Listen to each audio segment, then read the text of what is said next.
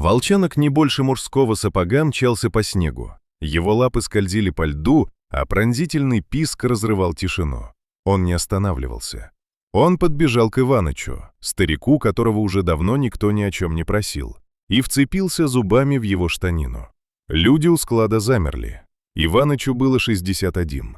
30 лет он ставил капканы в тайге и видел многое, но не такое.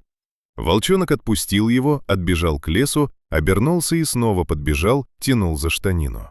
Он не просил, он звал. Иваныч замер. Много лет назад он дал себе слово уйти из тайги, в тот день, когда погиб его напарник.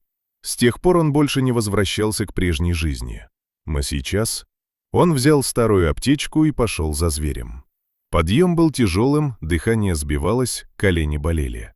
Но волчонок шел уверенно, без страха, и это заставляло Иваныча двигаться дальше. На поляне он остановился. Волчица висела в воздухе. Ее лапа была зажата в капкане, цепь запуталась вокруг ветки дерева. По крови на снегу было ясно. Она мучилась уже не один день. Она была жива, едва. Иваныч узнал капкан. Он сам когда-то ставил такие. Эта мысль ударила сильнее всего. Он достал кусачки и подошел ближе. Волчица открыла глаза. Она не рычала, просто смотрела, будто ждала. Иваныч начал лезть на дерево. И вдруг шаги. Внизу стояли трое с ружьями. Браконьеры. Он узнал их. «Спускайся», — спокойно сказал Адим.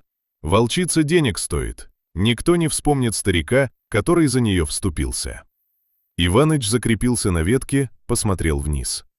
«Я 30 лет делал то же, что и вы, и знаю, чем это заканчивается». Пауза. «Уходите». Тишина затянулась. Потом шаги прочь. Иваныч перерезал цепь. Волчица упала и не поднялась. Он спустился, проверил дыхание, слабое, но есть. Взвалил ее на плечи и понес домой. Волчонок не отставал. Первые дни он лечил ее, очищал рану, грел у огня, кормил понемногу.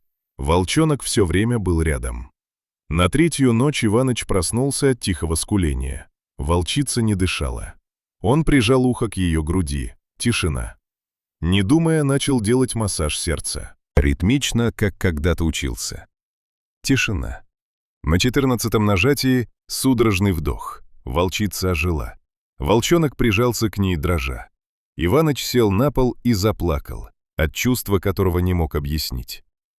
Через несколько дней волчица окрепла. На 7-е утро она встала и подошла к нему. Лизнула руку и долго смотрела. И тогда он увидел шрам на ее ухе. 5 лет назад он освободил волчонка из петли. Тогда случайно поранил ухо и отпустил, думая, что больше не увидит. Но это была она. Она запомнила человека, который не стал брать добычу. И когда пришла беда, отправила к нему своего детеныша. Она знала, кому доверять.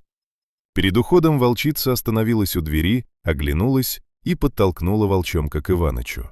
Тот подошел, уткнулся в его ладонь и ушел вслед за матерью.